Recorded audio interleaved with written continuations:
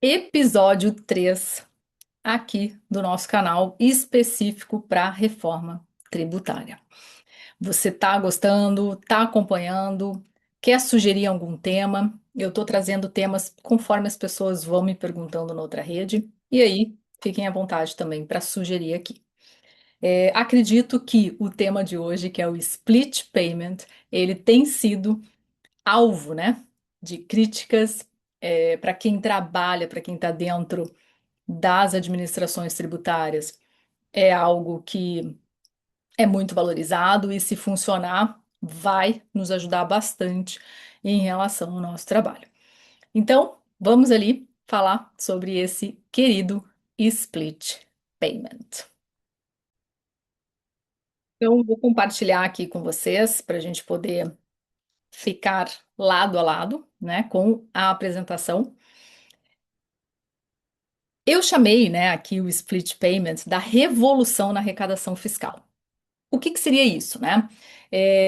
Não sei se vocês têm conhecimento, mas na Itália existe já o split payment. E só que na Itália ele funciona somente para aquelas transações que envolvem a administração tributária.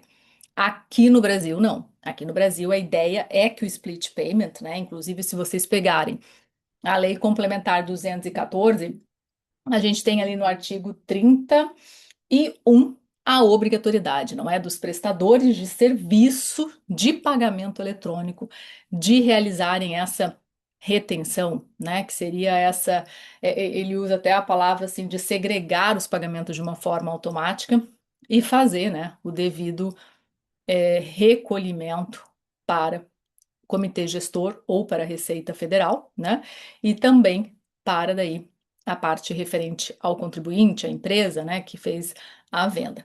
Então, isso vai ser de forma automática e no Brasil vai funcionar para todas as transações, principalmente aquelas que passarem, então, pelas redes de pagamento eletrônico. Né? Lembrando que, se a gente pegar também na Lei Complementar 214, nós temos que o split payment ele é uma dessas formas de liquidação. E lembrando, né, porque tudo se conecta, a gente não pode falar só sobre um assunto aqui. Essa parte de liquidação, que a gente tem o pagamento ou antecipação do pagamento pelo próprio comprador aqui, né, pelo cliente, tudo isso, assim como split payment, são formas de liquidação deste débito, né, o que gera o direito daí sim de crédito na outra ponta. Então, lembrem que o crédito ele está vinculado a essa é, a essa liquidação, né, do crédito ou do débito, dependendo da ótica que tu for olhar. Eu trouxe aqui para vocês um pouquinho dessa pirâmide, né? O que que ela fala ali? A gente teve a emenda constitucional 132, né? Que é a nossa pedra basilar, que está instituindo o novo sistema tributário, e lá já vinha toda essa parte da unificação dos tributos, ou seja, o IBS ele substituirá a arrecadação tanto do ICMS quanto do ISS, né? O ICMS aqui, o imposto estadual, o ISS, o imposto municipal, que são os dois impostos hoje principais de arrecadação para estes entes federados, e o IBS passa a ter então uma competência compartilhada, né? É algo novo, não existia até então na Constituição. E a CBS, que é a contribuição, ela vai ser uma junção, né? Como se fosse, ela substitui o PIS e o COFINS, tá? E aí, competência federal. Acho bacana sempre trazer isso para a gente reforçar, né? Como a gente está mudando o sistema tributário, gosto de tratar sempre sobre isso aqui para vocês. Ali está como PLP ainda, né? O 68, mas já sabemos que ele se transformou na nossa lei complementar querida 214, que está aqui numa outra tela do meu lado. Então, a gente tem essa lei complementar instituindo, né? E hoje já temos o regulamento, tanto do IBS quanto da CBS. Lembrando que em muito esses regulamentos, eles se igualam. Então, às vezes, me perguntam, nossa, vou ter que ler os dois? E cuidem, porque tem a parte em comum. Então, da parte da CBS, tu lê só o que é realmente diferente ali, tá? Deixando para ler a parte em comum e que se repete em um documento apenas, tá? Bom, então seria mais ou menos isso, né? Lembrando ali que a lei complementar foi, né, a que trouxe aqui a instituição do split payment, então. O que que a gente coloca aqui, né? O fim da barreira neste recolhimento tributário. Então, quando a gente pensa em split payment, a gente tem que pensar que eu, contribuinte, não vou mais fazer o recolhimento, né, deste imposto, deste tributo. O ente, né, o prestador de serviço de pagamento eletrônico, ele já vai fazer esse cálculo diante do pagamento que está sendo ali feito e vai dizer: olha, essa parte aqui vai para a empresa, para quem fez a venda. Essa outra parte vai para comitê gestor do IBS ou, né, para a Receita Federal. Então, o momento da liquidação passa a ser importantíssimo, porque é ali que acontece essa integração automática, tá? Garantindo toda uma segurança. Lembrando aqui que qual é o objetivo maior quando eu falo em split payment, né? É evitar a sonegação. Então, se você que está me ouvindo estuda, né, para concurso, ou se você já é auditor fiscal, seja estadual, municipal, federal, para nós, né, para a administração tributária, vai facilitar bastante, porque a gente vai ter já esse recolhimento. Óbvio que depois tem toda a parte de fiscalização, não é só o split payment que equivale a uma forma de liquidação, a gente tem ali no artigo 27 e 28 todas as outras formas, né? Então a gente precisa entender que aquilo que tinha antes, que o contribuinte apurava e depois ele fazia esse recolhimento para o fisco, a gente não vai ter mais isso, tá? Porque o recolhimento, né? A distribuição, eu não vou usar o termo recolhimento, né? Mas a distribuição das partes que compõem aquele valor que está sendo liquidado já são distribuídas naquele momento. E lembrando, né? Não é porque foi para o comitê gestor que esse dinheiro já chegou nos estados e nos municípios, tá? Isso também é uma etapa posterior, tá? Então, se a gente pegar aqui, e aí eu vou pedir para vocês, né?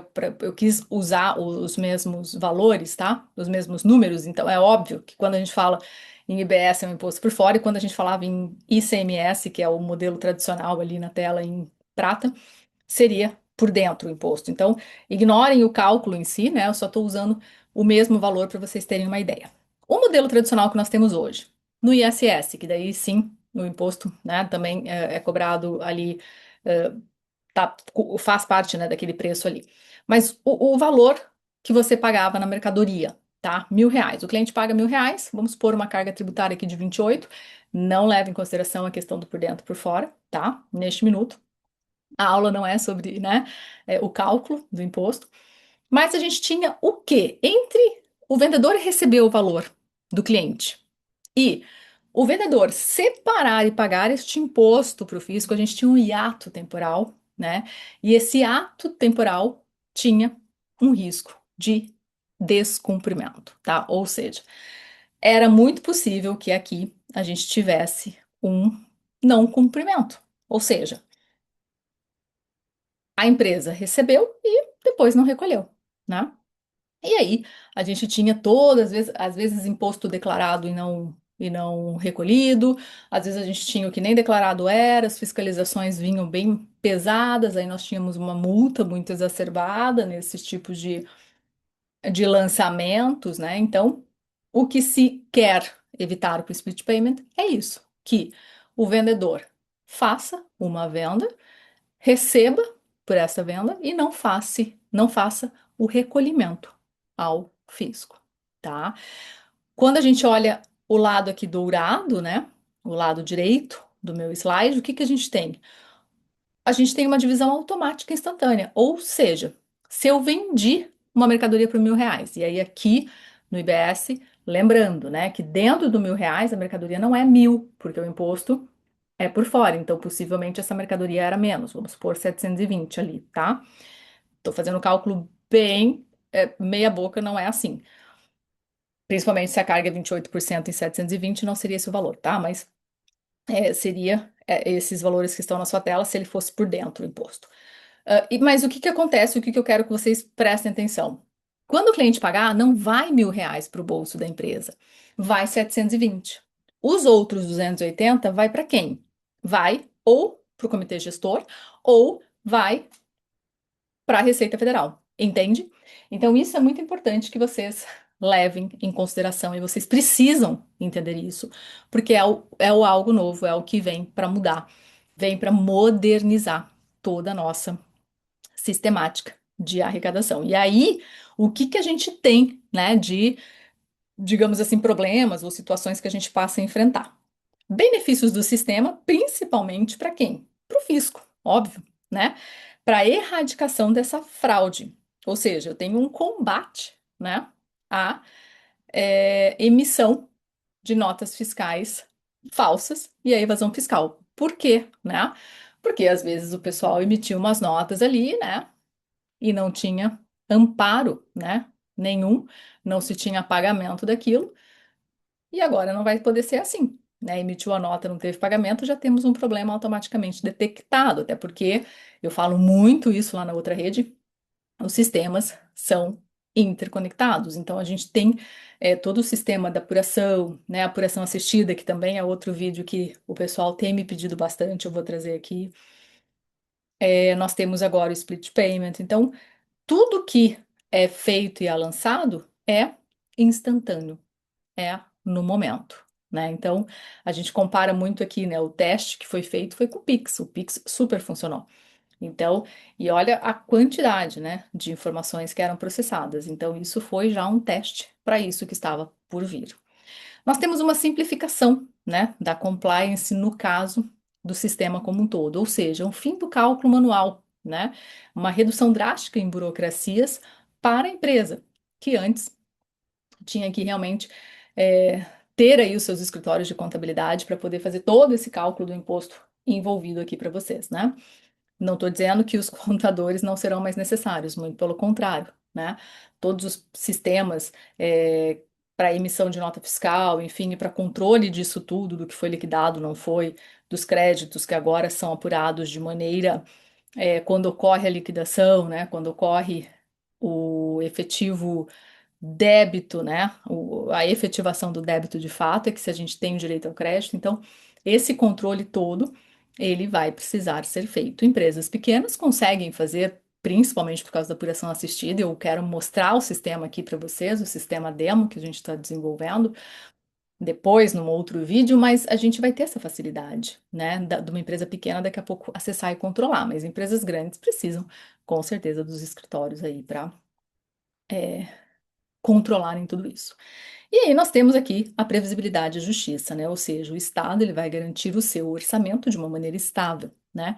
E aqui, de novo, né? Eu não vou trazer aqui aquela questão, se arrecada muito imposto, não arrecada, enfim, todos temos uma opinião. Quem me conhece particularmente sabe a minha opinião, né? Então aqui eu não estou como fisco, também não estou, né, como pessoa física, estou como uma professora, digamos assim, né, e uma conhecedora deste assunto, por ter também trabalhado e estar trabalhando do lado de dentro. Mas comentários sobre isso, acho que aqui neste canal não é cabível. Desafios que a gente vai ter para a economia, e aí sim, o que que os empresários ou o que que contadores e advogados têm que alertar os seus clientes? Que sim, a empresa vai ter que mudar a forma como ela controla todo o seu fluxo de caixa. Por quê? Porque existia aquele ato de tempo. Lembra que eu falei na tela passada? Um hiato de tempo onde a empresa recebia financeiramente e ela recolhia aos cofres públicos depois. Fora que nesse bolo todo tinha débito, crédito, então a empresa acabava tendo, né, que desembolsar um valor menor do que aquele efetivo em relação àquela nota, digamos assim, fora os benefícios fiscais, não é? Nós temos a questão da implementação, né? Sim, nós vamos ter um pouco de dificuldade aqui porque a gente tem um custo para isso. E o custo aqui que eu estou falando dessa infraestrutura tecnológica, isso envolve fisco, né? Envolve realmente estados, envolve o comitê gestor investir nisso, a Receita Federal. Os custos são elevadíssimos. E aqui eu trago o exemplo da Bulgária, que a Bulgária, ela fez, se eu não me engano, agora eu não me recordo, acho que 2005 eles instituíram. Eles faziam nessa tentativa do split payment, era para toda venda acima de um determinado tipo de valor, então para toda operação, transação. E em 2007 eles pararam com o split payment justamente por causa dos elevados custos, né? Infraestrutura, tecnologia, investimento, então ficava muito caro. E a Bulgária parou. Mas vamos lá, somos o Brasil, estamos querendo investir nisso. Eu espero realmente que dê certo, né? E, por fim, a complexidade, né, dos créditos. Quando a gente fala, e aqui eu sou, né, uma apaixonada pelo ICMS, que está com seus dias contados, mas ainda temos muito tempo de ICMS. Eu trabalho com ICMS há mais de 16 anos, né? Trabalhei com ISS também, mas eu digo que o cálculo de crédito, né, dos benefícios fiscais que também te dá o crédito, aí tu tem crédito outorgado, enfim, você tem uma infinidade de formas de cálculo e isso é um sistema de fato complexo, né? Então a gente precisa, as empresas, né, que seria um desafio para a economia, ela passa a ter igual essa parte do crédito, mais dos créditos que já estão previstos na lei complementar, mas o que que a gente tem aqui, né? Quando é feito o pagamento, é liquidado este débito, já surge para a empresa o seu direito ao crédito. Então agora a gente precisa cuidar o quê? A empresa vai ter que cuidar, porque ela pode sim ter um acúmulo de crédito. Então, ela vai ter que administrar muito bem isso, né? Porque aquele valor já vai estar pago. Ela não vai conseguir fazer débito-crédito, né? Porque o valor está pago. E aí, o governo vai restituir? Como é que vai ser isso? Então, todo esses questionamentos estão sendo feitos, né? Provavelmente esses créditos serão compensados de outra forma, conforme o crédito for acumulando, aí sim a gente tem ali os casos que estão na lei complementar, né, de restituição, mas tudo de maneira, né, processual. Aí vem aqui a nossa vantagem brasileira, né? Eu trouxe para vocês dois casos da Itália, que continua funcionando, eu acho que desde 2015, mas para operações específicas, e o da Bulgária, que não está mais funcionando, que ficou 2 anos só e parou pela questão do alto custo. Quando eu trago o motor nosso brasileiro, quais são as vantagens? Nós precisamos do quê? De uma sintonia, né? Perfeita entre documentos fiscais eletrônicos e os sistemas de liquidação. E isso funciona muito bem no Brasil, né? A gente tem aí toda a questão do Pix, os meios de pagamento no Brasil, eles funcionam muito bem. Eles são muito conhecidos tecnologicamente fora daqui. Então, aqui a gente precisa dessa integração. E aí nós temos todos os sistemas, né? Tanto do Comitê Gestor quanto da Receita Federal, tendo essa interligação com esses meios de pagamento, tá? E isso hoje em dia já existe, tá?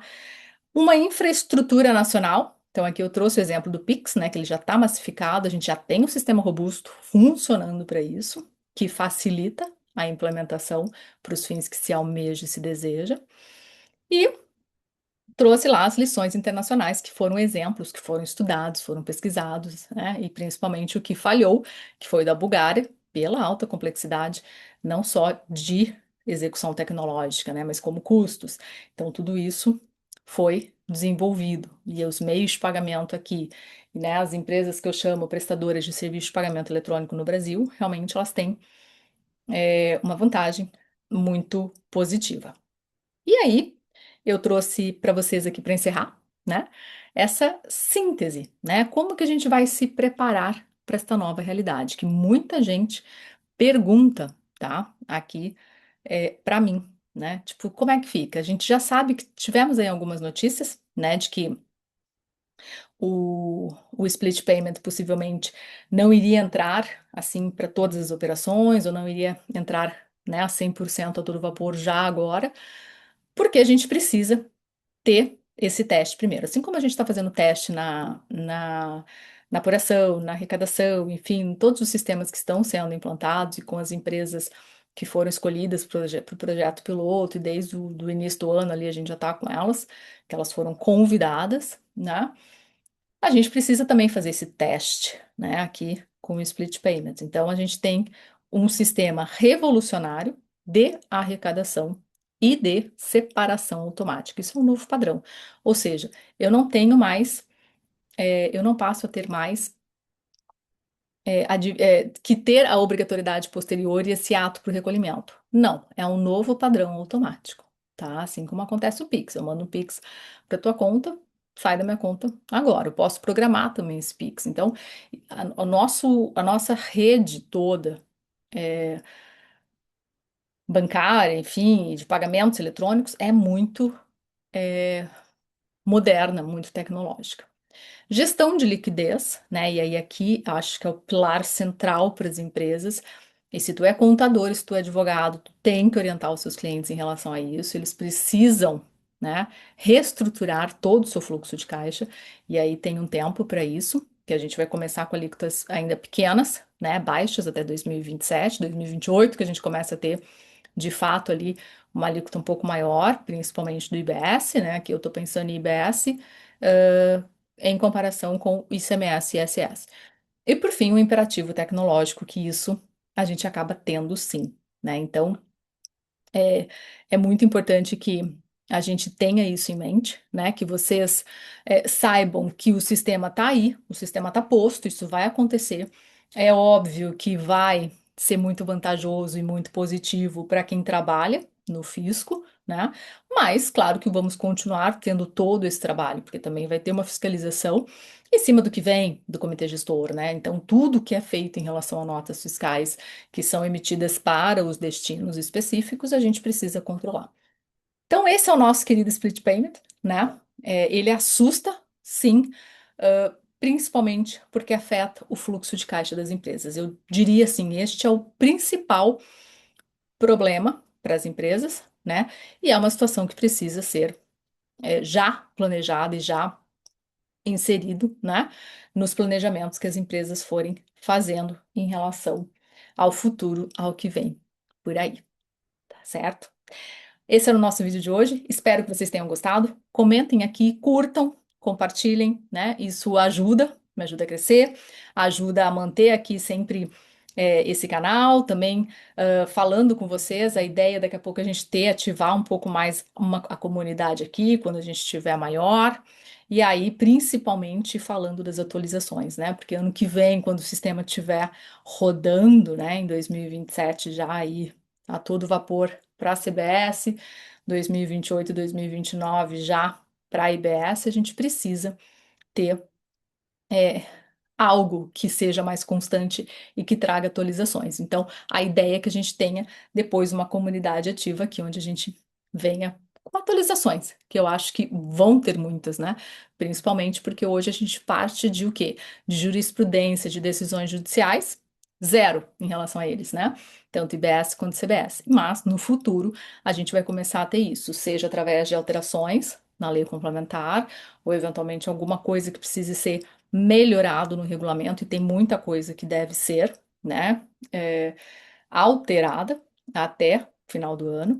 Então, que vocês possam ter um lugar que eu considere seguro, né, e que vocês possam também compartilhar as suas questões, certo?